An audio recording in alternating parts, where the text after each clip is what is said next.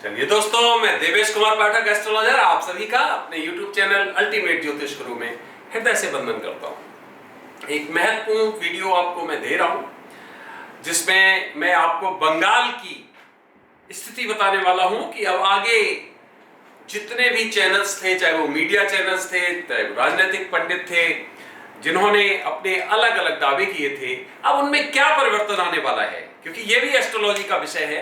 तो मैं आपको अब उनका ट्रेंड बताऊंगा आपको कि अब आगे वो क्या कहने वाले हैं, अब कितनी सीट्स आएंगी और फिर आगे आखिर होगा क्या। तो इसी पर मैं आपको ये विवेचन दे रहा हूं। बहुत ही इंटरेस्टिंग विवेचन होगा, ध्यान से सुनिए आप, क्योंकि आप देखेंगे कि एग्जैक्टली उसी लाइंस पे सब कुछ हैपन होता चला जाएगा लास्ट तक।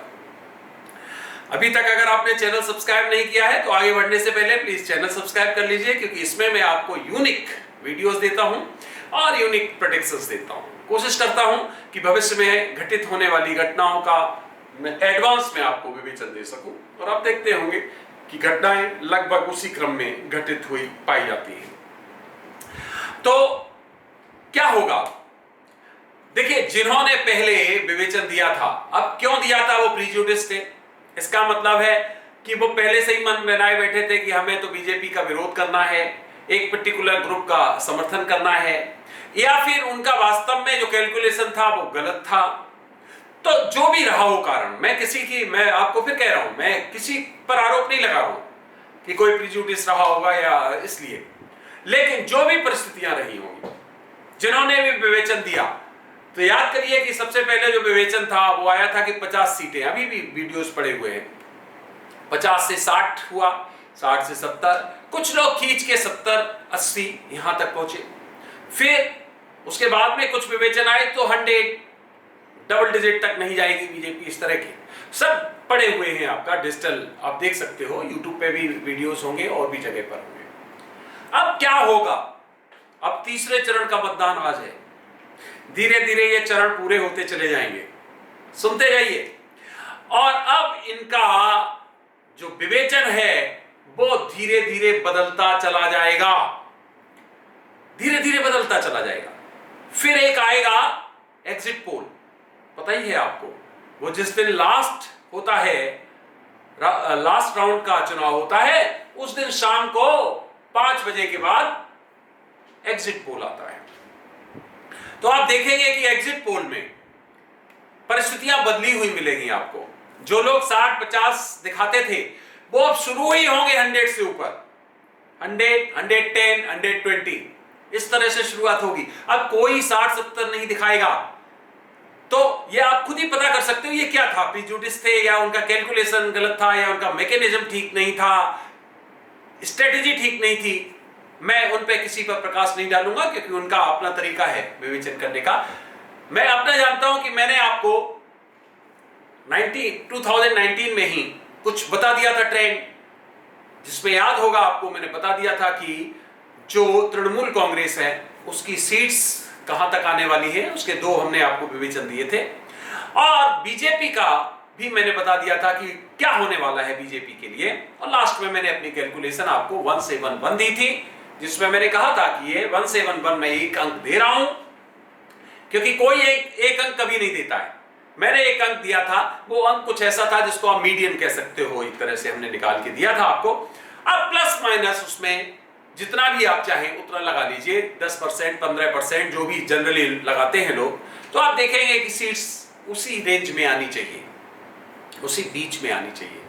तो ऐसा किसी ने इतने पहले विवेचन नहीं दिया था। अब ये लोग धीरे धीरे बढ़ेंगे उस अंक की तरफ, आप देखेंगे। लेकिन विशेष बात यह है, इन्हें अपनी लाज रखनी है, तो इनको यह भी बताना है कि बीजेपी फुल मेजॉरिटी नहीं लेने वाली। तो अब ये कहां तक रुकेंगे, ये रुकेंगे 135 तक, 115 से 135 ज्यादातर जाएंगे लोग। लेकिन हां, जो मीडिया, जो हाउसेस जिन्होंने फेयर किया है, जो ग्राउंड पे गए हैं, या जिन्होंने पहले ही अपना जो है जिसको कहेंगे फेयर विवेचन दिया था, वो जरूर आपको दिखाएंगे कि yes, BJP is forming the government और BJP is on the top. उनका जो कैलकुलेशन होगा that will be from 140 to 175, वो जाएंगे 140 से 175 के बीच में। आप देखेंगे कि जिनका विवेचन फेयर था और जो ग्राउंड पे जिन्होंने काम किया था या जो प्रिजुडिस नहीं थे या कोई भी कारण रहे हो, उनका जो विवेचन होगा वो आपको 140 से 175 के बीच में बताएंगे, 140 टू 175। और टीएमसी को लाके 120 110 पे लाके खड़ा करेंगे, 125 पे लाके खड़ा करेंगे। इस तरह से आप देखेंगे कि ये परिस्थितियां आगे बनने वाली हैं। अब क्या होगा, एग्जिट पोल भी हो जाएगा। एग्जिट पोल के बाद भी जो राजनेता हैं उनके तो कहने क्या, उनके तो आपको पता ही है अलग तरह के कैरेक्टरिस्टिक्स होते हैं। वो आपको जब तक गिनती शुरू नहीं होगी तब तक सभी मेजॉरिटी ले रहे होंगे। तो कांग्रेस और वाम दल भी मेजॉरिटी में आ रहे होंगे, तो बीजेपी भी 200 से ऊपर ले रही होगी, तो हमारी जो तृणमूल कांग्रेस है वो भी 170 160 ले रही होगी। 294 सीट्स है, लेकिन सबको मेजॉरिटी आ रही होगी। सब कोई स्वीकार करने वाला नहीं कि मेरी सीटें कम आएंगी। फिर क्या होगा, सुबह चुनाव की गिनती शुरू होगी, 9 बजेंगे, ट्रेंड आने शुरू होंगे, 10 बजेंगे, 11 बजेंगे, और जैसे जैसे बीजेपी का ग्राफ यो बढ़ेगा वैसे वैसे जो दूसरे लोग होंगे, चाहे वो तृणमूल कांग्रेस हो चाहे वाम दल और कांग्रेस वाले, वो कहेंगे अभी तो टाइम है, अभी तो 11 बजा है, अभी तो 10:30 बजा है, देखते जाइए। मुझे पूरा विश्वास है कि ये 2 बजते बजते इन चुनावों के परिणामों में कुछ अंतर आएगा। फिर 2 बजे, अरे अभी रुक जाइए, अभी तो बहुत टाइम है। हाँ, 3:30 बजे, 3 साढ़े 3 बजे के बाद उनका टोन चेंज होगा और फिर कहेंगे ठीक है, जो जन भावना है, जो जनता का जो भी मत है, हम उसके साथ हैं। तब वो टूटे हुए मन से ये बात कहेंगे। और एग्जिट पोल वाले जो भी होंगे वो भी कहेंगे, ध्यान दीजिए क्या क्या कहेंगे, सब बातें बताई दे रहा हूं एडवांस में। वो कहेंगे कि वो मोदी जी ने जो बाद में प्रचार किया है उससे सब कुछ बदल गया। फिर वो कहेंगे कि कुछ कमियां हो गई ममता जी की या तृणमूल कांग्रेस से, और वो गलतियां गिनाएंगे कि वो इन कारणों से ऐसा हो गया, नहीं तो नहीं होता थी।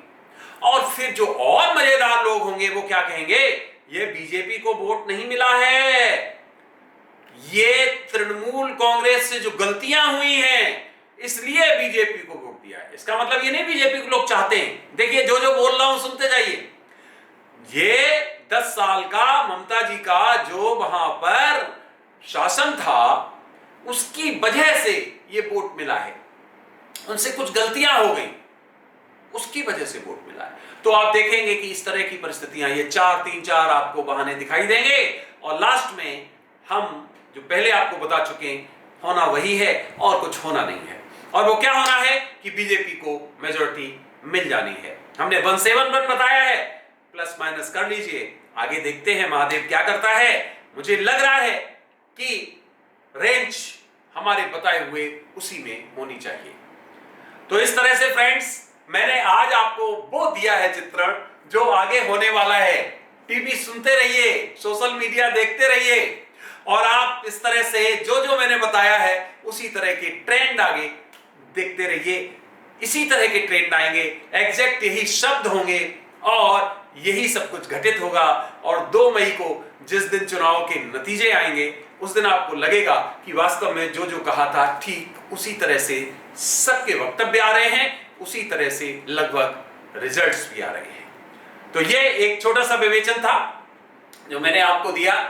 आपने ये वीडियो देखा, इतना समय अपना कीमती दिया, बहुमूल्य समय के लिए बहुत बहुत धन्यवाद। अगला वीडियो में फिर आपको महत्वपूर्ण देने वाला हूं, क्योंकि मेरा काम, मैं एस्ट्रोलॉजर हूं, मेरा काम है कि अब क्या घटित होगा, तो किसी भी घटना के बारे में हम अपना पक्ष रख सकते हैं अपनी कैलकुलेशन के आधार पे। तो आज जो पक्ष रखा है ये बहुत मजेदार पक्ष था, इसको आप एंजॉय करिए और 2 मई तक देखते जाइए कि यही घटनाएं घटित होने वाली है। मैंने आपको उसका भी बताया था कि बहुत वहां पर हिंसा होने वाली है, कई लोग मारे जाएंगे। देखिए हो रहा है लगातार वही, उसमें कोई कमी नहीं है। वहां की परिस्थितियां विपरीत है। मैंने बताया था केंद्रीय बलों को लगाया जाएगा, लगाया गया है, चुनावों में सख्ती होगी, हुई। जो जो बताया था एग्जैक्टली वही चुनाव में आज तक घटित हो रहा है। और 2 मई को देखते हैं कि क्या होने वाला है, वो हम और आप एक साथ देखेंगे जब रिजल्ट्स आएंगे। तो आपने ये वीडियो देखा, आप सभी को मेरी तरफ से धन्यवाद। अभी तक चैनल सब्सक्राइब नहीं किया तो सब्सक्राइब करके जाइए, क्योंकि इस पर आपको बहुत ही यूनिक टाइप के वीडियोस मिलने वाले हैं जो मैं शुरू से देता रहा हूं और आगे भी आपको इसी तरह के मजेदार वीडियोस देने वाला हूं। आप सभी को मेरी तरफ से ओम नमः शिवाय, नमस्कार।